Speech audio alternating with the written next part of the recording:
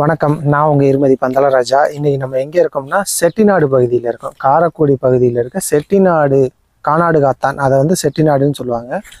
அந்த பகுதியில் தான் நம்ம இருக்கோம். இந்த காரைக்குடி பகுதியில் வந்து ரொம்ப நிறைய வந்து வித்தியாசமான இடங்களை பார்க்க முடியும். நிறையா ஷூட்டிங் ஸ்பாட் இருக்குது, நிறையா கோயில் குளங்கள்லாம் இருக்குது. அதை விட முக்கியமான என்னென்னா வரலாறு. நம்ம காரைக்குடிக்குன்னு நிறைய வரலாறு இருக்குது. அதாவது இப்போ நம்ம சொல்கிறோம்ல, இங்கே விமான நிலையம் வருது, அங்கே விமான நிலையம் வருது அப்படின்ட்டு. ஆனால் முதல்ல வந்து தமிழ்நாட்டில் விமான நிலையம் வந்து காரைக்குடியில் தான் இருந்திருக்கு.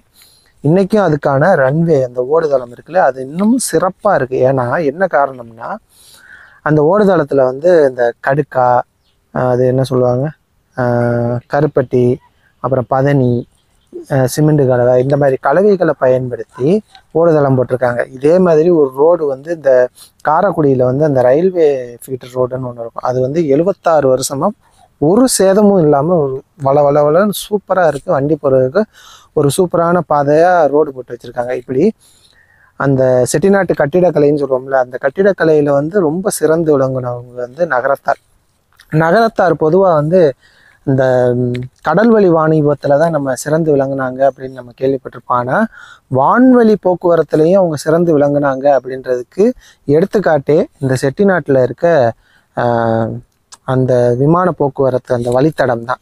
விமானத்தில் வந்துட்டு போயிருக்காங்க. அந்த காலத்திலேயே, இப்போ பிரிட்டிஷ் காலத்திலேயே, அந்த காலத்திலேயே 2ஆம் உலக போகிறப்ப இங்கேருந்து விமானம் போயிருக்கு. ஐக்கிய ராஜ்யத்தோட விமானம் இங்கேருந்து கிளம்பியிருக்கு, காரைக்குடியிலேருந்து கிளம்பியிருக்கு. அந்த இடம் எங்கே இருக்குது அப்படின்னு பார்த்தீங்கன்னா, செட்டிநாடு அரசு கால்நடை பண்ணையில் இன்னமும் இருக்குது. 2 ரன்வே வந்து பயன்படுத்துகிற அளவில் இருக்குது. அந்த ரன்வேயில் வந்து விமான நிலையம் அமைக்கணும் அப்படின்றது வந்து இந்த பகுதி மக்களோட ஒரு கோரிக்கையாக இருக்குது.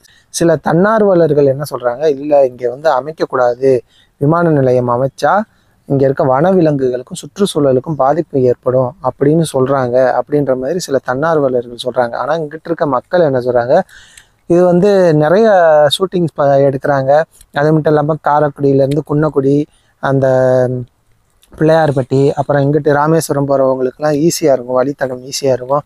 அதனால் இங்கே விமான நிலையம் வர்றது வந்து வெளிநாட்டினர் வந்துட்டு போகிறதுக்கு வசதியாக இருக்கும் அப்படின்ட்டு சொல்கிறாங்க. சில தன்னார்வலர்கள் வந்து இங்கிட்ட வந்து இந்த வனவிலங்குகள்லாம் பாதிக்கப்படும். அது இல்லாமல் அரசு கால்நடை பண்ணை அங்கே இருக்குது. இப்போ நீங்கள் வந்து அந்த விமான நிலையத்தை கொண்டு வந்தீங்கன்னா அரசு கால்நடை பண்ணையை வந்து நீங்கள் இடமாற்றம் செய்கிற மாதிரி வரும், எங்களுக்கு இடைஞ்சலாக இருக்கும் அப்படின்ற மாதிரி சொல்கிறாங்க. இப்படி நிறைய பிரச்சனைகள் போயிட்டுருக்கு.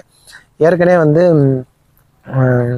இது வந்து வழக்கு போயிட்டு இருந்த நிலைமையில் மத்திய அரசு வந்து இங்கே விமான நிலையம் அமைக்கப்படும் அப்படின்னு ஒரு உதான் திட்டத்தின் கீழே விமான நிலையம் அமைக்கலாம் அப்படின்னு ஒரு அறிவிப்பை வெளியிட்ட நேரத்தில் இப்போ என்ன சொல்கிறாங்க அப்படின்னா, இல்லை, இதுக்கு வந்து கோர்ட்டு வந்து உத்தரவு கொடுத்துருச்சு, இங்கே விமான நிலையம் அமைக்கக்கூடாது அப்படின்ற மாதிரியும் அங்கே கால்நடை ஆஃபீஸர் ஒருத்தர் சொல்கிறாரு.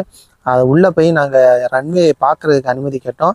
இல்லைங்க, இப்போ கேஸ் நடந்துக்கிட்டு இருக்கும்போது உள்ளே போய் காட்டுறது நல்லா இருக்காது, அதனால் உள்ளே யாருக்கும் அனுமதி இல்லை அப்படின்ற மாதிரி சொல்லிட்டாங்க. அதனால் நாங்கள் உள்ளேயும் போகலை, வெளியில் நின்று பேசிக்கிட்டு இருக்கோம்.